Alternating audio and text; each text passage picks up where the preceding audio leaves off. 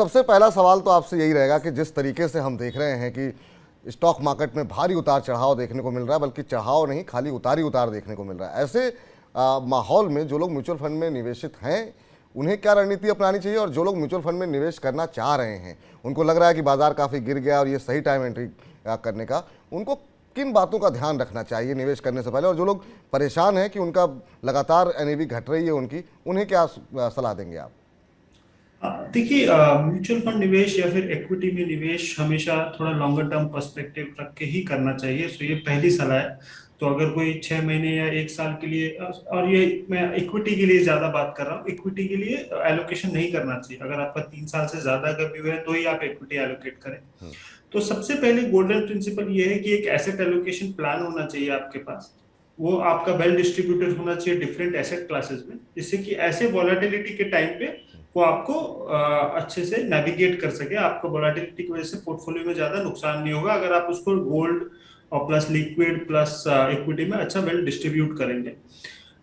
ऐसे वॉलेटिलिटी के समय निवेशकों को नर्वस नहीं होना चाहिए। देखिए, वॉलेटिलिटी और इस टाइप की नर्वसनेस मार्केट्स में आती रहेंगी। आप अपने एसेट एलोकेशन प्लान को स्टिक कीजिए, उस तरफ के एलोकेशन की तरफ धीरे धीरे धीरे मूव कीजिए, और एक लॉन्गर टर्म अप्रोच रखिए। ये टाइम नर्वस होने का नहीं है। नैव की वैल्यू घट रही है, लेकिन आप फ्रेश इन्वेस्टमेंट्स में ये भी समझिए कि नंबर ऑफ यूनिट्स भी तो आपको ज्यादा मिल रहे हैं आपके एसआईपी पे। तो वो आपके यूनिट्स ज्यादा मिल रहे हैं, और जिस तरह से देखिए इवेंचुअली अर्निंग्स इंप्रूव होगी, मार्केट्स भी इंप्रूव होंगे, और ये वॉलेटिलिटी आती रहेगी जाती रहेगी। Over a longer period of time आपका जो रिटर्न है, जो आपको फाइनेंशियल गोल्स अचीव करने के लिए चाहिए, वो आपको अचीव हो जाएगा। लेकिन stick to an asset allocation plan and don't get nervous because of this near term issues. अगला सवाल मैं आपसे पूछूं उससे पहले, जो अभी हमने रिपोर्ट दिखाई है अपने दर्शकों को कि म्यूचुअल फंड के एयूएम में हम देखें 10 साल में 5 गुना से ज़्यादा की बढ़ोतरी हो गई है। जी है। लेकिन हम देख रहे हैं कि जो शेयर हैं एएमसीज के, वो लगातार पिट रहे हैं। आप इसके पीछे क्या बड़ा कारण मान रहे हैं? देखिए, इसके पीछे 2-3 रीजंस हैं। एक तो कुछ लिस्टिंग्स जो थी, जो वो बहुत महंगे भाव पे आई। देखिए, वैल्यूएशन बहुत इंपॉर्टेंट होता है किसी भी चीज में इन्वेस्टमेंट के लिए। तो बिकॉज एएमसी एक नया सेक्टर था, तो एक प्रीमियम वैल्यूएशन पे इन्वेस्टमेंट बैंकर्स उसको लेके आए। तो अगर इतनी महंगी चीज है तो डेफिनेटली जब मार्केट करेक्ट होता है तो उसमें करेक्शन ज्यादा शार्प होता है। ये तो पहला रीजन हो गया। दूसरा रीजन ये है कि यील्ड्स पे थोड़ा प्रेशर है। अगर आप देखें लास्ट 2-3 साल से, आप उसको डिस्ट्रीब्यूटर का और एएमसी के बीच में जो कमीशन के लिए जो मारामारी है, उसमें लास्ट 1-1.5 साल में डिस्ट्रीब्यूटर्स हैव बीन विनर्स। तो उस मारामारी में यील्ड्स पे एयूएम भले बढ़ा हो, लेकिन अगर आपके यील्ड गिर रहे हैं तो प्रॉफिट उस अनुरूप में तेज नहीं बढ़ेगा एएमसी स्टॉक्स का। तो वो एक रीजन है। और क्या होता है, तीसरा रीजन ये कि एएमसी बिकॉज वो इक्विटी को रिफ्लेक्ट करते हैं, they become proxy for equities. तो अब इक्विटी 10% करेक्ट हो गया तो एयूएम भी 10% कम दिखेगा इक्विटी का, राइट? और यील्ड आपको उस पे मिलेगा, तो नियर टर्म अर्निंग पे भी शायद थोड़ा प्रेशर रहेगा। तो ये कुछ मिले जुले रीजन है जिसकी वजह से आपको लग रहा है कि एएमसी स्टॉक्स प्रेशर में आ गए। लेकिन आप ये बात समझिए कि इंडिया में इक्विटी एज फाइनेंशियल जो सेविंग्स है इंडियंस की, उसमें इक्विटी का पोर्शन अभी भी बहुत कम है। तो बहुत बड़ा हेडरूम है इक्विटी, म्यूचुअल फंड्स और ये सब को ग्रो होने का। तो लॉन्गर टर्म होराइजन में चीजें बेहतर होंगी ये सब सेक्टर्स की। चलिए, इस बीच अगले सवाल की तरफ बढ़ते हैं और आपसे जानना चाहेंगे कि इस जो मौजूदा माहौल है उसमें कई सारे निवेशक कंफ्यूज हैं कि उन्हें किस तरह के फंड में निवेश करना चाहिए। इक्विटी में इस समय चुने, या फिर डेट फंड की तरफ जाना चाहिए जिस तरीके से हम देख रहे हैं इंटरेस्ट रेट बढ़ रहे हैं, या फिर ऐसे माहौल में हाइब्रिड फंड में निवेश करना चाहिए। साथ ही हमारे दर्शकों को ये भी बताएं कि आखिर में ये हाइब्रिड फंड होता क्या है। जी जरूर। देखिए, जहां तक जैसा मैंने आपको पहले सवाल के जवाब में बताया, आप इक्विटी या आप म्यूचुअल फंड में जब निवेश कर रहे हैं, आप इस समय के लिए निवेश नहीं कर रहे हैं, आप फ्यूचर के लिए निवेश कर रहे हैं। तो आपका जो एलोकेशन होना चाहिए वो फ्यूचर आपके रिक्वायरमेंट के हिसाब से होना चाहिए। टिपिकली हम सजेस्ट करते हैं एक प्लान जो कि है 12-20-80, यानी कि आप 12 मंथ्स का सेविंग्स जो है, जो आपको चाहिए अगर आपकी जॉब का कुछ इश्यू हो जाता है, तो वो पैसे को आप लिक्विड में रखिए, बिकॉज आपको उस पैसे की जरूरत कभी भी पड़ सकती है। बचे पैसे को आप 20 और 80 के अनुपात में बांटिए। 20 आप डालिए गोल्ड में, बिकॉज वो एक डाइवर्सिफिकेशन का बेनिफिट देता है ईटीएफ के थ्रू या फिर फंड के थ्रू, और 80 आप डालिए इक्विटी में लॉन्गर टर्म ग्रोथ के लिए। और उस एसेट एलोकेशन प्लान को स्टिक कीजिए लॉन्गर टर्म के लिए। तो ये एक ब्रॉड हो गया। अब आपके सवाल हाइब्रिड के लिए, तो हाइब्रिड देखिए, हाइब्रिड बेसिकली मैं समझता हूँ बैलेंस फंड है जो डेट और इक्विटी में डिपेंडिंग अपॉन वैल्यूएशंस आगे पीछे करते रहते हैं। वो एक अच्छा प्रोडक्ट है, लेकिन मैं जो देखता हूँ मार्केट में अवेलेबल ज्यादातर जो फंड्स हैं वो ज्यादा इक्विटी बायस होते हैं। तो वो इतना निवेश करते समय आदमी को ध्यान रखना चाहिए कि वो ज्यादातर इक्विटी फंड्स की तरह वर्क करते हैं और 65% मिनिमम वो इक्विटी में रखते हैं अपने पैसे को। तो जो आप बोल रहे हैं कि वोलेटिलिटी वो कम कर सकते हैं, वो जनरली ऐसा होता नहीं है। तो आप जब हाइब्रिड फंड को चूज कर रहे हैं तो वो आपको केयरफुल होना चाहिए। हाइब्रिड का जैसा आपने पूछा हाइब्रिड क्या होता है, hybrid is basically equity plus debt, मतलब 2-3 एसेट क्लासेस को मिलके आपने एक फंड बनाया है और मार्केट के उतार चढ़ाव या वैल्यूएशंस को देख के आप उसमें डेट कभी बढ़ाते हैं कभी इक्विटी बढ़ाते हैं, उस हिसाब से चेंजेस करते हैं फंड मैनेजर्स। तो वो आपका एक हाइब्रिड प्रोडक्ट है, बैलेंस फंड भी बोलते हैं जिनको। तो सौरभ जी का कहना यहाँ पर ये है कि आप पहले तो अपनी गोल लक्ष्य जो है निर्धारित कीजिए, लंबी अवधि का नज़रिया रखिए और 20% पैसा जो है आप लगाइए सोने में और 80% जो है वो इक्विटी में, लेकिन लंबी अवधि के लिए आप निवेश करें। एक और सवाल है कि ये पैसिव म्यूचुअल फंड में क्या इस समय निवेश करना सही रणनीति हो सकती है? बहुत लोग वॉलेटिलिटी बहुत पसंद नहीं करते हैं। क्या एक्टिव म्यूचुअल फंड के मुकाबले पैसिव म्यूचुअल फंड में उतार चढ़ाव वॉलेटिलिटी कम देखने को मिलती है? नहीं, देखिए ये धारणा बिल्कुल सही नहीं है कि एक्टिव ज्यादा वॉलेटाइल होता है और उतार चढ़ाव ज्यादा होता है और पैसिव नहीं होता है, ऐसा बिल्कुल भी नहीं है। देखिए अगर आप एक निफ्टी के ईटीएफ को और आप स्मॉल कैप म्यूचुअल फंड से कंपेयर करेंगे तो आपको हमेशा ऐसा लगेगा कि आपका म्यूचुअल फंड में उतार चढ़ाव ज्यादा है और निफ्टी में कम है। निफ्टी लार्जर कंपनीज, बड़ी कंपनियों का इंडेक्स है, तो आप एक लार्ज कैप म्यूचुअल फंड को कंपेयर कीजिए निफ्टी से और एक बीएससी स्मॉल कैप इंडेक्स को कंपेयर कीजिए स्मॉल कैप म्यूचुअल फंड से। तो लाइक टू लाइक अगर आप कंपैरिजन करेंगे तो ऐसा बिल्कुल नहीं होता कि हमेशा वो वॉलेटिलिटी एक्टिव में ज्यादा हो। वो फंड मैनेजर पे डिपेंड करता है कि वो किस तरह के स्टॉक लेना चाहता है। जैसे कि वैल्यू फंड्स हैं, तो वैल्यू फंड्स में आप देखेंगे कि हमेशा वॉलेटिलिटी मार्केट से कम देने की कोशिश करते हैं, बिकॉज वो एक कंजर्वेटिव वे है इन्वेस्टिंग का। तो वो फंड मैनेजर पे डिपेंड करेगा कि वो उतार चढ़ाव मार्केट से कम रखना चाहते हैं कि ज्यादा रखना चाहते हैं। लेकिन एक ब्लैंकेट रूल बिल्कुल नहीं है कि पैसिव आपको वॉलेटिलिटी से बचा सकता है, क्योंकि आपने देखा होगा पैसिव मतलब निफ्टी की करेक्शंस भी उतनी ही है जितने फंड्स के करेक्शन है, बल्कि थोड़ा ज्यादा ही होगा for an outperforming manager. तो ऐसा धारणा नहीं रखना चाहिए। चलिए अब चलते हैं हम अपने अगले सेगमेंट की तरफ, और अगले सेगमेंट में बहुत सारे आंकड़ों पर हम चर्चा करने वाले हैं और उस पर हम राय भी लेंगे हमारे एक्सपर्ट की। सबसे पहले जानते हैं कि आखिर में हर महीने जब हम म्यूचुअल फंड सेंटर लेके आते हैं तो हम अलग अलग फंड्स के जरिए आपको बताते हैं कि सबसे बढ़िया रिटर्न कहाँ देखने को मिल रहा है। और आज हम बात करेंगे लार्ज कैप फंड्स की, जो ज़्यादातर लार्ज कैप में म्यूचुअल फंड निवेश करते हैं, उन पे हम जरा नजर डालते हैं। तो जो 5 सबसे बढ़िया फंड हैं वो आपकी टीवी स्क्रीन पर है। Canara Robeco blue chip fund, जिसमें कि एक साल में हमने देखा जो बाजार गिरा है तो करीब 2.5% के आसपास का नेगेटिव रिटर्न है, लेकिन 3 साल में आप देखें तो करीब 13% का रिटर्न है। 5 साल में भी 12% का रिटर्न देखने को मिल रहा है। इसके अलावा एक्सिस ब्लू चिप की फंड की बात करें तो ये -6.5% के आसपास का 1 साल में रिटर्न है, 9.25% 3 साल का, और 5 साल में यहाँ पर भी 12% के आसपास का रिटर्न आते हुए दिखाई दे रहा है। और इसके मुकाबले अगर आप थोड़ा सा नज़र डालेंगे बीएससी लार्ज कैप इंडेक्स पे तो यहाँ पर भी आप देख सकते हैं 1 साल में 4.5% के आसपास की गिरावट है, लेकिन 3 साल में 34% का रिटर्न जो है इंडेक्स ने दिया है और 62% का रिटर्न 5 साल में देखने को मिला है। मेरा एसेट के भी हम देख रहे हैं कि 2-3 चीज़ें महत्वपूर्ण होती हैं जब आप किसी भी फंड को देखते हैं कि आप एक तो ये कि कंपनी की अपनी ब्रांड वैल्यू क्या है, किस कंपनी में आप निवेश कर रहे हैं। दूसरा, उनको मैनेज कौन कर रहा है। मैनेजर पर हमेशा नज़र डालिए, उनका ट्रैक रिकॉर्ड देखिए निवेश करने से पहले। तो ये तमाम चीज़ों का आपको ध्यान रखना चाहिए। अब जरा इंडिविजुअल एक एक करके जरा हम तमाम इन फंड्स के रिटर्न पे जरा फटाफट नज़र डालते हैं, क्या कुछ रिटर्न यहाँ पर किसने कितना दिया है। तो कैनरा रोबेको की जैसा भी हम बता रहे थे 12% के आसपास का 5 साल में जो है रिटर्न है। श्रीदत्त भंडालकर और विशाल मिश्रा जी इस फंड के मैनेजर हैं और काफ़ी अच्छे तरीके से यहाँ पर रिटर्न आते हुए दिखाई दे रहे हैं। इसके अलावा बात करें एक्सिस ब्लू चिप की तो श्रेयस दिवालकर और हितेश दास इस फंड को मैनेज कर रहे हैं और 5 साल में करीब 12% का रिटर्न है, 3 साल में 9.25% का रिटर्न यहाँ पर देखने को मिल रहा है। और जरा 3 म्यूचुअल फंड पे नज़र डालते हैं, वहाँ पर स्थिति क्या है और वहाँ पर फंड मैनेजर कौन है।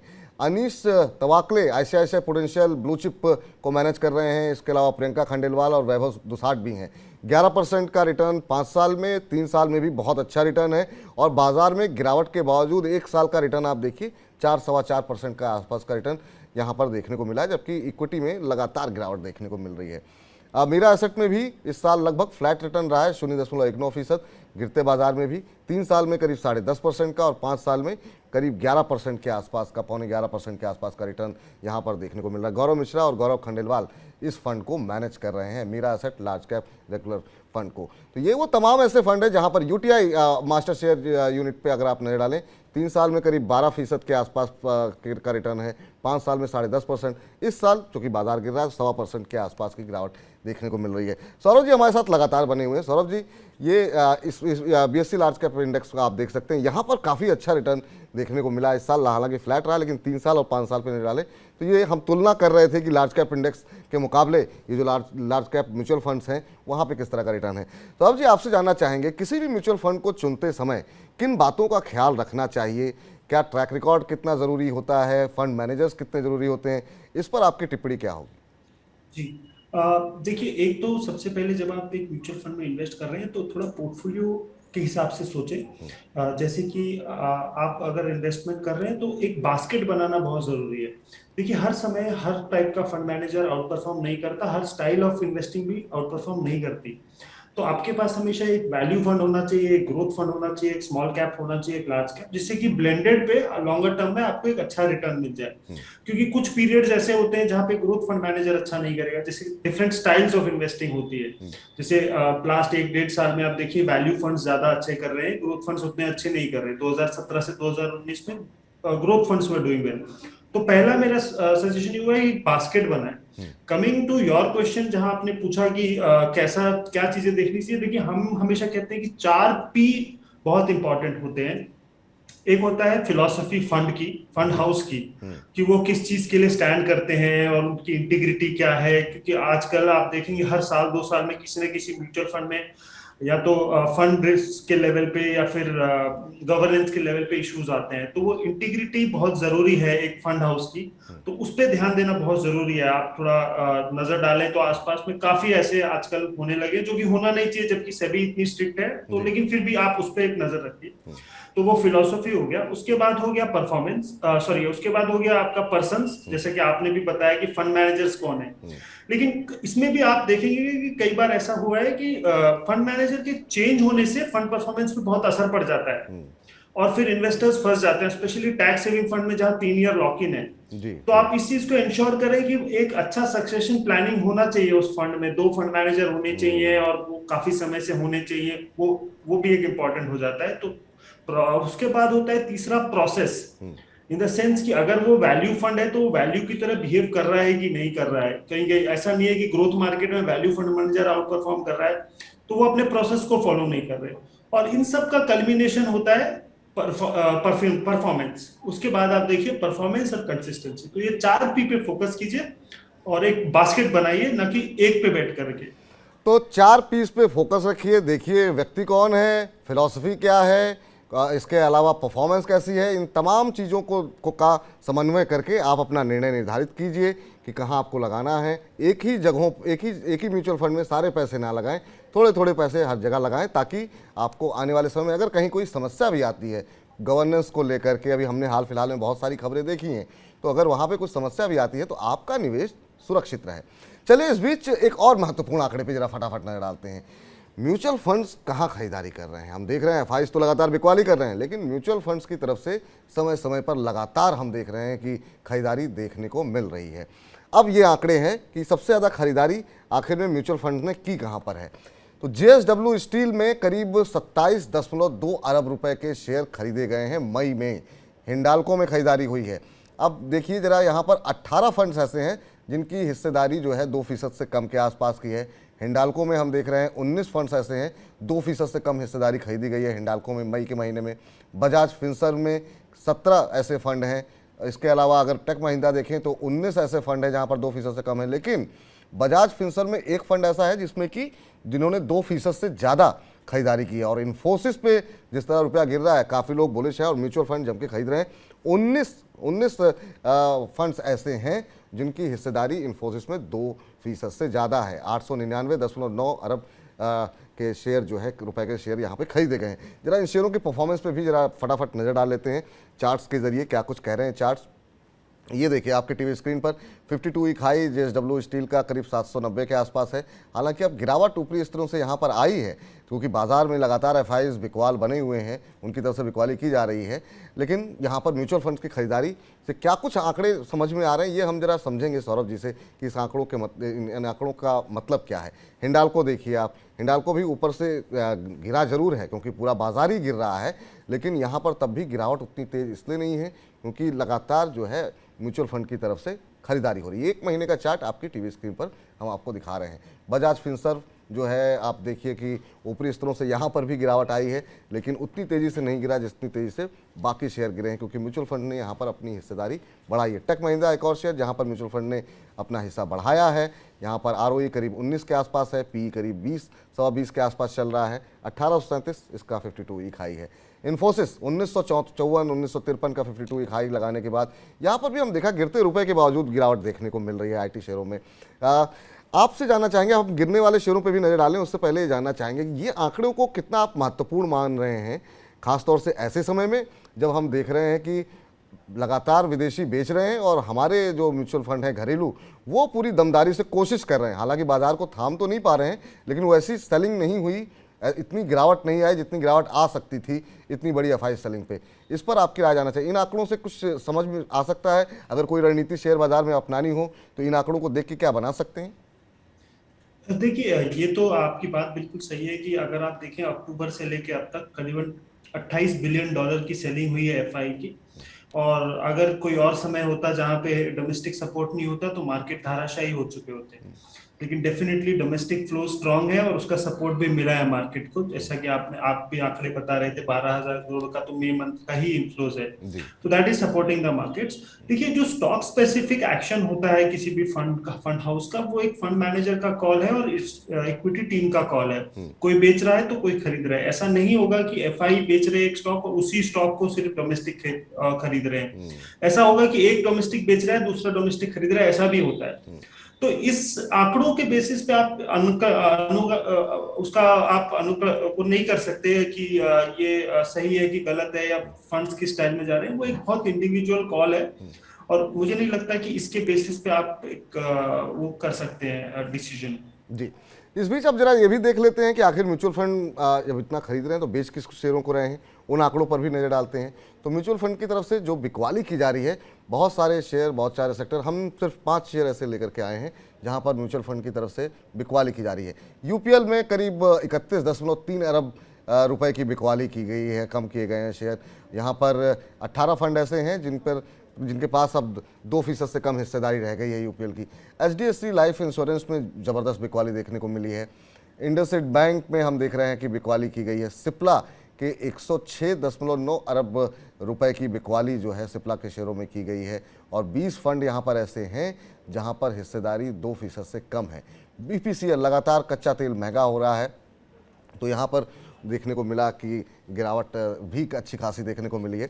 ये उन शेयरों की जरा स्थिति देख लेते हैं। आप देखिए ऊपरी स्तरों से लगातार जो बिकवाली हुई है उसका असर चार्ट पे भी आप देख रहे हैं। 854 का हाई लगाने के बाद अब ये 625 के आसपास का इसने अभी कुछ दिन पहले ही लो लगाया है। 46 के आसपास का पी यहाँ पर है, तो वैल्यूएशन भी थोड़ी महंगी है यूपीएल की, इस वजह से भी हो सकता है कि म्यूचुअल फंड यहाँ पर बिकवाली कर रहे हैं। एचडीएफसी लाइफ इंश्योरेंस पे नज़र डालिए, ऊपरी स्तरों से यहाँ पर हालांकि रिकवरी है लेकिन म्यूचुअल फंड की तरफ से यहाँ पर बिकवाली की जा रही है। इसके अलावा जो शेयरों में हमने बिकवाली देखी है उसमें इंडसइंड बैंक है। बैंकिंग शेयरों में हम लगातार देख रहे हैं कि अब या तो इंटरेस्ट रेट साइकिल चेंज हो रहा है, इसकी वजह से लगातार बैंकिंग शेयरों में एक प्रेशर बना हुआ है और म्यूचुअल फंड इंडसइंड बैंक को में अच्छी खासी बिकवाली यहाँ पर की गई है। 811 का लो इसका देखने को मिला है। सिप्ला एक डिफेंसिव सेक्टर की कंपनी और कहा जाता है जब भी बाजार गिरता है तो इस तरह के शेयरों में ज़्यादातर खरीदारी या मजबूती देखने को मिलती है, लेकिन यहाँ पर म्यूचुअल फंड की तरफ से बिकवाली की जा रही है फिलहाल। और एक शेयर पर नजर डाल लेते हैं और वो है बीपीसीएल। बीपीसीएल में भी आप देख सकते हैं कि एक महीने में किस तरीके से शेयर लगातार टूट रहा है। 300 मतलब आप देखिए लगभग आधा हो गया, 500 का हाई लगाने के बाद अब 300 के आसपास ट्रेड करता हुआ बीपीसीएल का शेयर।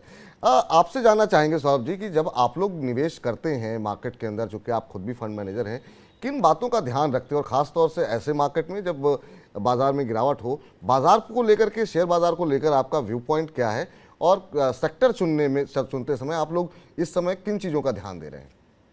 देखिए, कुछ चीजें जो सबसे इम्पोर्टेंट होती है वो होती है बिजनेस की क्वालिटी, मैनेजमेंट की इंटीग्रिटी, कॉर्पोरेट गवर्नेंस जिसको भी कहते हैं। फिर उसके बाद आता है कि बैलेंस शीट का स्ट्रेंथ क्या है कंपनी का, और डेफिनेटली सबसे इम्पोर्टेंट पार्ट है वैल्यूएशंस। तो ये तीन चार चीजों का सम टोटल करके ही आप डिसीजन पे पहुंच पाते हैं। तो देखिए क्या हो रहा है ना कि एक बहुत इंपॉर्टेंट चीज होती है इंटरेस्ट रेट्स। जब इंटरेस्ट रेट्स कम होते हैं तो आप हाई पी या हाई ग्रोथ कंपनीज को ज्यादा वैल्यूएशन दे पाते हैं, क्योंकि कॉस्ट ऑफ फंड आपके बहुत कम होते हैं। किसी भी बड़े निवेशक को, या एफआई है उनके, अगर 2% रिस्क फ्री रेट है तो आप 70-80 के पीई पे भी स्टॉक जस्टिफाई कर सकते हैं। जी। इंटरेस्ट रेट्स अप मूव हो रहे हैं, इसका ये मतलब है कि वैल्यूएशन बहुत इंपॉर्टेंट हो जाएगा इस टाइम इन्वेस्टमेंट करने के लिए किसी भी स्टॉक में। तो अगर 2% से 4% रिस्क फ्री रेट हो रहा है, इंटरेस्ट रेट्स महंगे हो रहे हैं, तो वैल्यूएशन उतना हाई सस्टेन नहीं होंगे अगर कंपनी की क्वालिटी अच्छी है तो भी। तो हम जो इस समय का बहुत ध्यान रख रहे हैं वो एक तो है कि वैल्यूएशंस बहुत अच्छे होने चाहिए। हम हमारे फंड में भी वैल्यूएशंस इंश्योर कर रहे हैं कि इंडेक्स लेवल से काफी कम हो, जिससे कि सपोर्ट मिले। दूसरा, ये वॉलेटाइल टाइम्स है, इंटरेस्ट रेट्स अगर ऊपर जाएंगे तो जिस कंपनी के पास डेट ज्यादा होगा या लोन ज्यादा होगा उसकी प्रॉफिटेबिलिटी पे प्रेशर आएगी, तो बैलेंस शीट स्टेट पे हमारा बहुत ध्यान है। जी। और तीसरा, हमें लगता है कि despite interest rate pressures, domestic economy धीरे धीरे इंप्रूव हो रही है। तो जिन सेक्टर्स को डोमेस्टिक इंप्रूवमेंट से फायदा होगा, सिक्लिकल्स जिसको हम बोल सकते हैं, उस पर हमारा ध्यान है। तो ये जी। तीन चार चीजों को हम ध्यान रख रहे हैं पोर्टफोलियो क्रिएट करते वक्त इस समय।